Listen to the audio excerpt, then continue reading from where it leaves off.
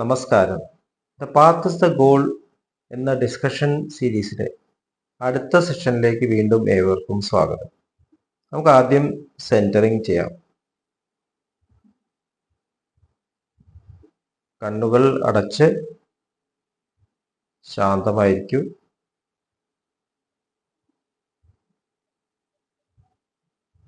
ഭൂമി മാതാവിനോടും സർവചരാചരങ്ങളോടും അന്തരീക്ഷത്തോടും കൃതജ്ഞത രേഖപ്പെടുത്തൂ.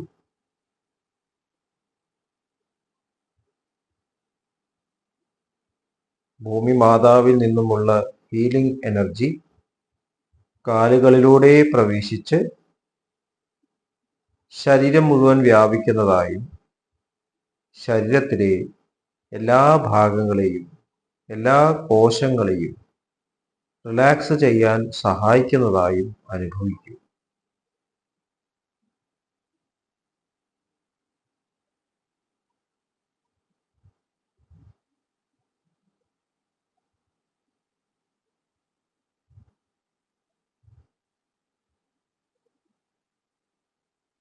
ശരീരം പരിപൂർണമായും റിലാക്സ്ഡ് ആയി.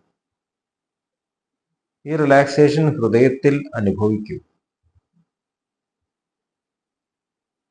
ശ്വാസം ദീർഘമായി ഉള്ളിലേക്ക് എടുക്കൂ. ഹൃദയത്തിൽ സ്നേഹം നിറയുന്നതായി അനുഭവിക്കൂ. ശ്വാസം പുറത്തേക്ക് വിടുമ്പോൾ സ്നേഹം പ്രപഞ്ചം മുഴുവൻ വ്യാപിക്കുന്നതായും അനുഭവിക്കൂ.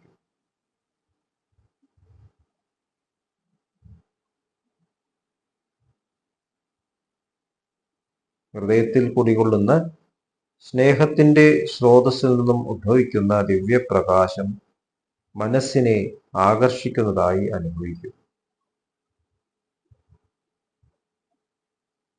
ആ ദിവ്യപ്രകാശത്തിൽ ധ്യാനം ആരംഭിക്കും. മനസ്സിൽ ചിന്തകൾ വരുന്നുണ്ടെങ്കിൽ മൃദുവായി അവയെ അവഗണിക്കുക. ദിവ്യപ്രകാശത്തിൽ ധ്യാനം തുടരുക. Please start meditation.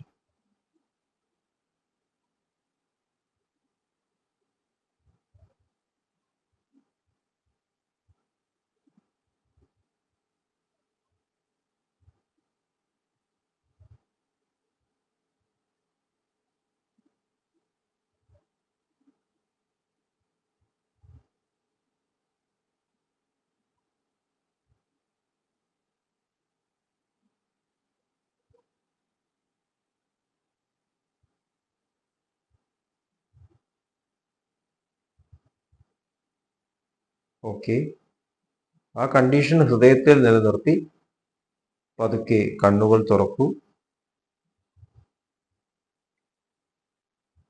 എല്ലാവരെയും ഹാർദമായി വീണ്ടും ഹാർട്ട്ഫുൾനെസ് സഹജമാർ മെഡിറ്റേഷൻ സിസ്റ്റത്തിലേക്ക് സ്വാഗതം ചെയ്യുന്നു.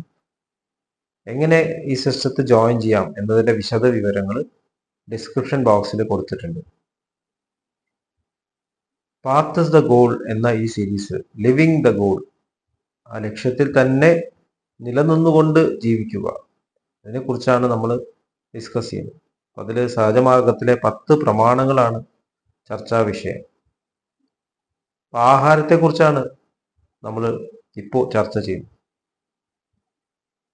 ആഹാരം എന്ന് പറയുമ്പോൾ ഭക്ഷണം എന്നുള്ള അർത്ഥത്തിലാണ് നമ്മൾ സാധാരണ മനസ്സിലാക്കുന്നത്. നമ്മൾ വായയിലൂടെ കഴിക്കുന്ന ഭക്ഷണം, അത് ഡൈജസ്റ്റ് ചെയ്യുന്നു, ശരീരത്തിലെ പോഷക അംശങ്ങൾ നൽകുന്നു. അപ്പം അത് അന്നമയ കോശത്തിനെ നിലനിർത്തുന്നു.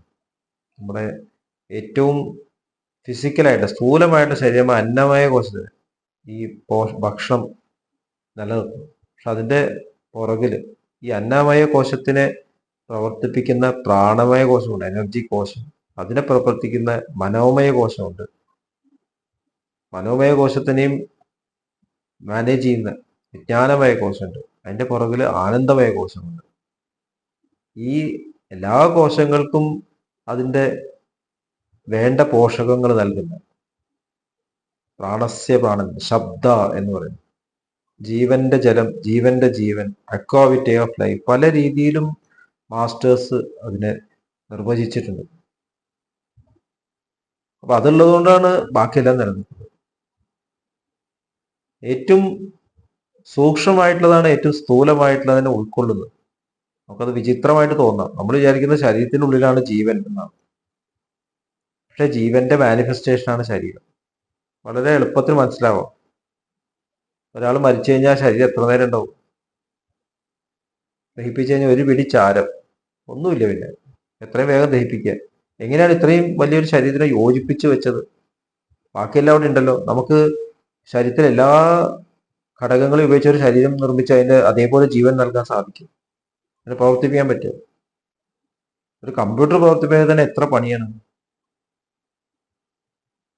അത് തന്നെ നമ്മുടെ ജീവൻ എന്ന് പറയുന്നത്, നമ്മുടെ ഉള്ളിലുള്ള ജീവൻ എന്ന് പറയുന്നത് പെർഫെക്റ്റ്ലി റെഗുലേറ്റഡ് ആണ്.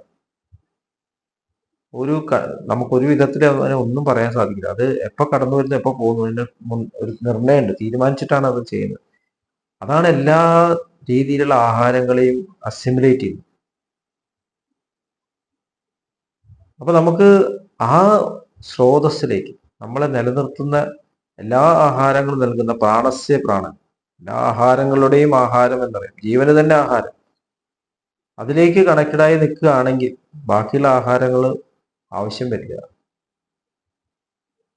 ബാബുജി മഹാരാജ് പറയും, ഭക്ഷണം കഴിക്കാതെ ഇരിക്കുക, ഫാസ്റ്റിംഗ്, അബ്സല്യൂട്ട് ഫാസ്റ്റിംഗ് എന്ന് പറഞ്ഞാൽ ഈശ്വരന് മാത്രമേ പറ്റൂ. അതുകൊണ്ട് നമ്മൾ ഒരിക്കലും അബ്സല്യൂട്ട് ഫാസ്റ്റിംഗ് നടത്തരുത് എന്നാണ് ബാബുജി മഹാരാജ്. കാരണം നമ്മൾ ഈശ്വരനെ ഇമിറ്റേറ്റ് ചെയ്യണം. അത് അഹംഭാവത്തിന്റെ ലക്ഷണമാണ്. അപ്പോൾ നമ്മൾ എന്തെങ്കിലും കഴിക്കണം, ഈ ശരീരം നിലനിർത്തണം, ശരീരത്തെ പ്രവർത്തിപ്പിക്കണം. അതിനു വേണ്ടിയിട്ട് നമ്മൾ ഇവിടെയുള്ള ഭക്ഷണം നമ്മൾ ഉപയോഗിക്കണം. അതിൽ ഏറ്റവും സ്ഥൂലമായിട്ടുള്ളതാണ് കഴിക്കുന്ന ഭക്ഷണം. പിന്നെ ശ്രവണം, പിന്നെ കാഴ്ച, ടേസ്റ്റ് മാത്രമല്ല, സ്മെല്ലുണ്ട്, സ്പർശമുണ്ട്. ഇതുകൂടാണ്ട് ചിന്തകൾ, മനോമയ കോശത്തെ നിലനിർത്തുന്ന ചിന്തകളാണ്. അതും ആഹാരമാണ്. ചിന്തകളിലെ മനോമയ കോശം വർക്കില്ല. ചിന്തിക്കാതിരുന്നാല് ആൽഷിമേഴ്സ് ഡിസീസ് എന്നൊക്കെ പറയും. ബ്രെയിൻ ഡീജനറേറ്റ് ചെയ്ത് പോകും ചിന്തയില്ലാതെ, മനസ്സ് പ്രവർത്തിപ്പിക്കാൻ പറ്റാതെ. അപ്പൊ നമ്മുടെ ബ്രെയിനിനെ ആക്ടിവേറ്റ് ചെയ്യുന്നത് അതിന്റെ ആക്ടിവിറ്റിയാണ്, കണ്ടംപ്ലേഷൻ. ന്യൂറോളജിസ്റ്റ് അതുകൊണ്ടാണ് പറയുന്നത് ആക്ടിവിറ്റി, മെന്റൽ ആക്ടിവിറ്റി, അതന്നെ പോസിറ്റീവായിട്ട് പർപ്പസ്ഫുൾ ആയിട്ടുള്ള ആക്ടിവിറ്റി നെർവസ് റീജനറേഷനെയൊക്കെ സഹായിക്കും. അതേക്കുറിച്ച് നമുക്ക് പിന്നെ ഡിസ്കസ് ചെയ്യാം. അപ്പൊ ശരീരത്തിന്റെ പോഷണം എത്ര കഴിക്കണം? അപ്പൊ നമ്മൾ ഒരു കാര്യം തിരിച്ചറിയേണ്ടത് പറഞ്ഞാൽ നമ്മുടെ എല്ലാ പോഷണങ്ങളെയും പോഷണം, അതിന്റെ ഒറിജിനൽ ഇത് പ്രാണസ്യ പ്രാണൻ, അതിന് മാത്രം നിലനിൽക്കുക എന്നുള്ളതാണ് നമ്മുടെ ലക്ഷ്യം.